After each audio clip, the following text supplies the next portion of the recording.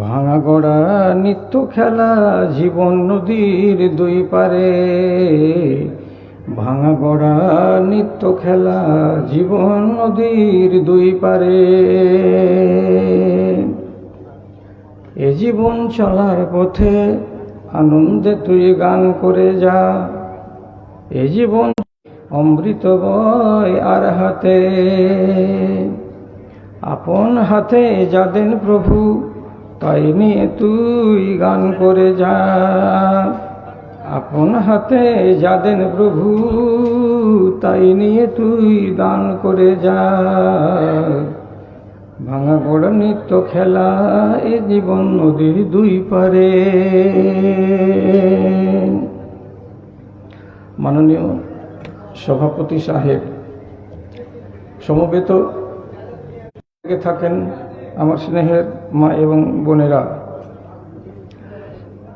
আল্লাহর শুকরিয়া আদায় করি যে আজকে বাৎসরিক জলসার এই আয়োজনে আমরা আপনারা সবাই শরীক হতে একবার করে এইখানে আসতেও হয় এবং কথা বলতে হয়। সুতরাং আমার প্রতি আপনাদের টান কম থাকতে পারে, এ তো অসুবিধা নেই।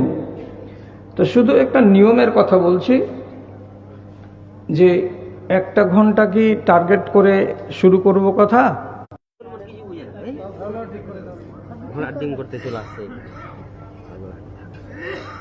এতক্ষণ ধরে যদি এই কাজ করে কে রাখবে না কত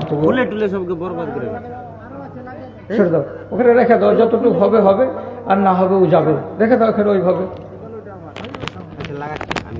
ছেড়ে দাও ছেড়ে দাও ছেড়ে দাও, আর ঘাটিও না না তো মানুষ তোমাদেরকে হিসাব কিতাব করে নেবে তোমাদের সাথে খুলে। একটা বক্তা লাগে, ওই বক্তাটা হলাম আমি। এখন আমাকে ভাঙবার জন্যই ডাকা হয় যে যতক্ষণ তুমি রাখতে পারো। এবার আপনাকে যে কথাটি বলছি, হেফাজত করুন। হেফাজত করতে বলছি অনুরোধের সুরে। তাহলে এই যে পুরা কোরআন মাজিদে যতটি নবীর নাম এসেছে, প্রায় নবীর 1-2টা করে দোয়া আছে। সবাই দোয়া করেছেন আল্লাহ তাআলার কাছে। আমার নবীও দোয়া করেছেন, হযরত মুসা দোয়া করেছেন, তার উল্লেখ আছে। নবী দাউদ দোয়া করেছেন, নবী সুলাইমান দোয়া করেছেন, হযরত আদম আলাইহিস সালাতু ওয়াস সালাম দোয়া করেছেন এবং কবুল করেছেন। কিন্তু এই একটা দোয়াকে বলেছেন এটা কবুল হবে না বাদ। তাহলে একটা মানুষের 9টা দোয়া কবুল হয়ে যাওয়া কি 4টি কথা? একটা দোয়া কবুল হলো না, এটা মনে মেনে নিচ্ছে যে চেয়ে আল্লাহ কবুল করছেন। 1 নম্বরে বিসমিল্লাহ, তিনি প্রথম যেটা দোয়া করেছেন আল্লাহ তাআলার কাছে সেটা শুনেন। রব্বে হাবলি মিনাস সালিহিন। কি তর্জমা? আল্লাহ রাব্বুল আলামিন তুমি আমাকে একটা সুন্দর নেক সন্তান দান করো। তো পাওয়া যায় যে উনি 150 বছর বেঁচে ছিলেন। তার ভেতরে যদি 89 বছর গত হয়ে যায় আর তখন পর্যন্ত ছেলের মুখ দেখতে না পাই, তাহলে দ্বারস্থ হবেন কি হবেন না আল্লাহ তাআলা। এই জন্য তিনি 89 বছর বয়সে আল্লাহ তাআলাকে বলেছিলেন, আল্লাহ একটা আমাকে ছেলে দাও, ভালো ছেলে দাও, সৎ ছেলে দাও, নেক ছেলে দাও। কবুল করেছেন আল্লাহ। কোরআন পেট থেকে পয়দা হলো, এর নাম হলো হাজেরা। সারা ছিল বন্ধা। সারা দান করেছিল নবী ইব্রাহিমকে, হাজেরাকে খাদেমা বলছেন। নবী ইব্রাহিমের স্ত্রী সারা নিজের স্বামীকে ডেকে বলছেন, ফাইন্নাহা লা ইউসাকিনুনি মাই ফি বালাদি। তোমারই এই ছোট স্ত্রী, তার মানে যার নাম হচ্ছে হাজেরা, ওর পেটে সন্তান এসেছে, সে মা হবে, আর আমার পেটে সন্তান আসেনি, আমি মা হতে পারবো। বলো আসসালামু আলাইকুম। কি হয়েছে? আপনি বলেন যে যারা খেতে বাকি, যে পিছনে যে খেয়ে, যদি খেতে কেউ বাকি থেকে থাকেন তো পিছন দিকে গিয়ে খেয়ে নেবেন। বলছেন অনেকটি কথা আছে, তো এতটি কথা আমি বলবো না, শর্টে আপনাকে কথাটি বলে দিয়ে শেষ করে দেবো, আমার টাইম আগেই শেষ করে দেবো, 1 ঘন্টাও নিব না। তিনি আল্লাহ তাআলার কাছে এবার আবার আরেকটা আরাধনা পেশ করছেন। কি বলছেন? রব্বে ইন্নী আসকানতু মিন যুররিয়াতি বিওয়াদিন গায়রি জি জারইন ইনদা বাইতিকাল মুহাররাম আবি ইলাইহি। আয় আল্লাহ, আমি কাবার পাশে যে রেখে দিয়ে গেলাম, এই কাবার পাশে সারা দুনিয়ার মানুষের মনটাকে টেঙে দিও, সারা দুনিয়ার মানুষের ইচ্ছাটাকে কাবার সঙ্গে বেঁধে দিও, যাতে করে দুনিয়ার মানুষ এই জায়গায় আসা লটকিয়ে দিও, টেঙে দিও, এর সঙ্গে তুমি জুড়িয়ে দিও, যেন মনটা লাগাই থাকে। পৃথিবীতে যারা অমুসলিম তারাও একবার করে শখ করে যদি একবার কাবাকে কাছে থেকে দেখতে পেতাম। জি, আমাদের দেশের লেখা আছে মামনুউ দুখুল লিগাইরিল মুসলিমিন, অমুসলিমদের জন্য হারাম শরীফের ভেতরে প্রবেশ নিষেধ। সুতরাং আমি যদি আপনাকে যাওয়ার অনুমতি দিই, সারা দুনিয়ার মুসলমান আমাকে ছিঁড়ে খাবে, আমি এত বড় কাজ করতে পারবো না। তাহলে অমুসলিমেরও দিল টানছে যে আমি একবার যাব। কোন হাজিকে বলেন, যে কোনো উমরা করে আসা লোককে বলেন যে মক্কা যাওয়ার কি তোমার ইচ্ছা করছে, 1000 বার আপনাকে বলবে কি যে দেখলাম রে দাদা, একবার দেখে জি ভরলো না, একবার দেখে মন ভরলো না। আর কাবার সাথে সাথে কতগুলো নিদর্শন আছে, সেগুলোকে দেখার জন্য যেন পাগল থাকে। কি কি নিদর্শন আছে? কি কি আছে? ওখানে জমজমের ইন্দারা আছে, কেন হলো তার কাহিনী আছে। আবার ওইখানে সাফা মারওয়াকে 7 বার দৌড়াতে হয়, কেন দৌড়াতে হয়? তো আমাদের মা হাজারা পানির জন্য দৌড়িয়েছিল সাফা আর মারওয়া, কয়বার? তো 7 বার। সেটাকে আল্লাহ তাআলা হজের রুকুন করে দিয়েছেন। তাহলে সেটা চোখে দেখতে পাবে আল্লাহ তাআলাকে কি বলছে, আল্লাহ তাআলাকে কি বলতে আছে, কি আছে কাবার টান। তাহলে নবী ইব্রাহিম যেটা দোয়া করেছিলেন, আল্লাহ রাব্বুল আলামিন এটা কবুল করে নিয়েছেন। আর একটা তিনি দোয়া করছেন আল্লাহ তাআলার কাছে, কি বলে?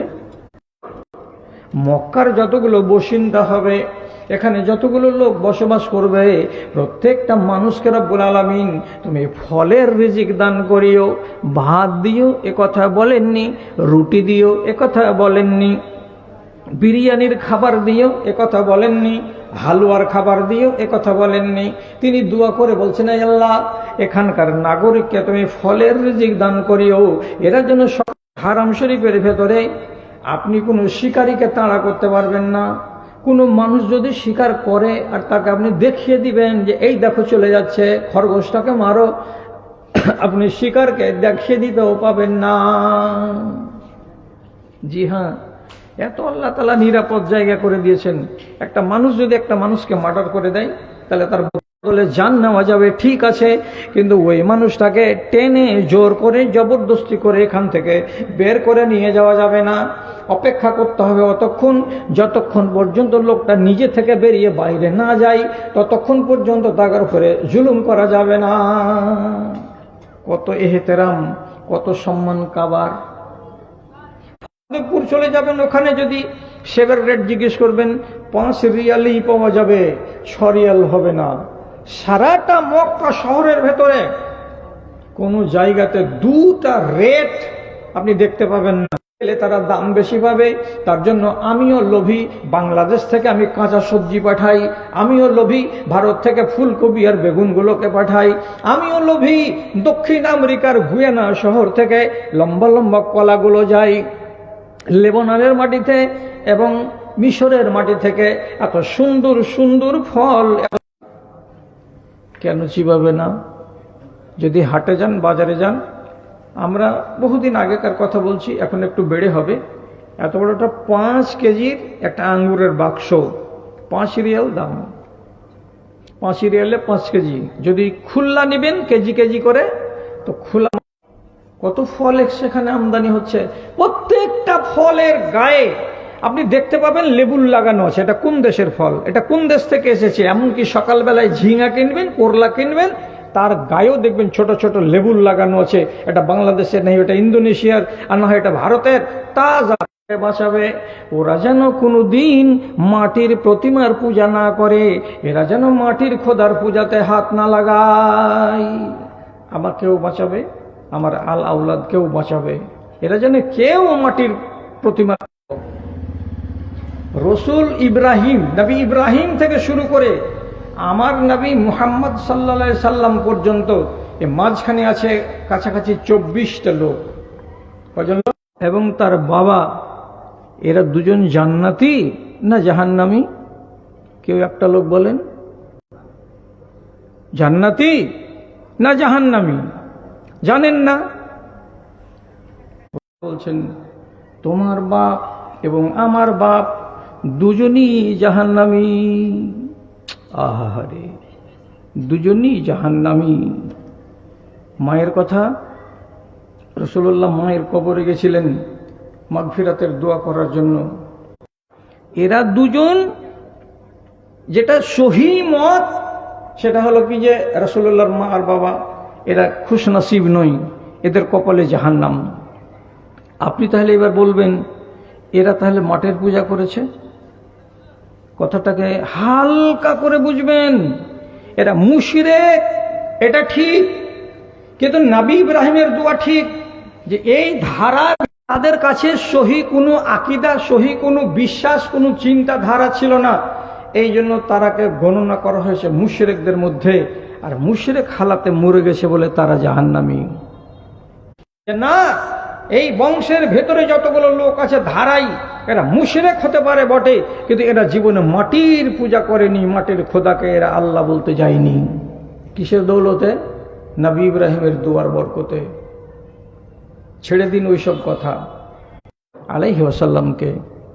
ওদিকে সারা এই সতীনের বাচ্চা ভূমিষ্ঠ হওয়ার পরে পরেই আল্লাহ তাআলা তার পেটে বাচ্চা দিয়ে দিলেন। ওর পেট থেকে একটা বেটা পয়দা হলো, সেটা হলো 92 বছর বয়সে। ইব্রাহিম নবী কত বছর বয়সে ইসমাইলকে পেয়েছিলেন? এইবার কাবাকে নির্মাণ করলো দু বাপ বেটা। নির্মাণ করা যখন হয়ে গেল তখন আল্লাহ রাব্বুল আলামিন বলছেন এ কাবাকে তো আবাদ করতে হবে। ডাক দাও। তোমার ডাক শুনে দূর দারাজ থেকে মানুষ পায়ে হেঁটে এই কাবাতে আসবে, অথবা কালো কৃষ্ণ রঙের উটের পিঠে চড়ে ওখান থেকে কাবার কাছে আসবে, এবং এমন এমন এমন দুর্গম। রব্বুল আলামিন বলছেন আলাইকান নিদাও ওয়া আলাইয়া আল বালাগ। তোমার কাজ হলো ডাক ছাড়া, আমার কাজ হলো পৌঁছে দেওয়া। তুমি ডাক ছাড়ো, কেমন করে পৌঁছাতে হবে সেটা আমি জানি, তোমাকে পৌঁছাবার দায়িত্ব দেওয়া হয়নি। পৃথিবীর মুসলমানদের ভিতরে যার যার কানে নবী ইব্রাহিমের আওয়াজকে পৌঁছে দিয়েছিলেন, সেদিন যারা জীবিত ছিল তাদের মধ্যে, যারা জন্মগ্রহণ করেনি তাদের মধ্যে, কিয়ামত পর্যন্ত যত লোক আসবে তাদের মধ্যে যারা যারা ওই ডাককে শুনতে হয় কি বলে, লাব্বাইক। আপনি ডাকছেন তো, লাব্বাইক, আমি উপস্থিত, আমি শুনতে পেলাম আপনার ডাক, আমি আপনার ডাকে সাড়া দেব। এই জন্য দুনিয়ার মানুষকে যখন কাবার মুখী হতে হয় তখন একটা এই বাক্য পড়তে পড়তে যেতে হয়। দমদম এয়ারপোর্টে এহরাম গায়ে দিয়ে কাবার চারিদিকে ঘুরে নিবে, বাস শেষ। তখন হযরত ইব্রাহিম আলাইহিস সালাতু ওয়াস সালাম আর এক জায়গাতে তখন আল্লাহ তাআলাকে বলছেন আরেনা মানাসিকানা ওয়া তুব আলাইনা ইন্নাকা আনতাত তাওয়াবুর রহিম। পরওয়ারদিগার, লোকেরা যে আল্লাহ রাব্বুল আলামিন জিবরিলকে বলছেন, জিবরিল যাও, তোমাকে দুনিয়ায় যেতে হবে। কি করবো আল্লাহ? তো বলছে ওরা স্বামী স্ত্রীকে সাথে করো, আর সাথে করার পরে যতটি হজের আরকান আছে সব হজের আরকানগুলোকে একটা একটা করে দেখাও, আর দেখিয়ে তার নাম নিয়ে তাকে চিনিয়ে দাও। বুঝতে পারলেন? এইবার জিবরিল এলেন, আসার পরে সাফা এবং মারওয়া, এই যে দুটো পাহাড় আছে, এর মাঝখানে 7 চক্কর লাগালেন।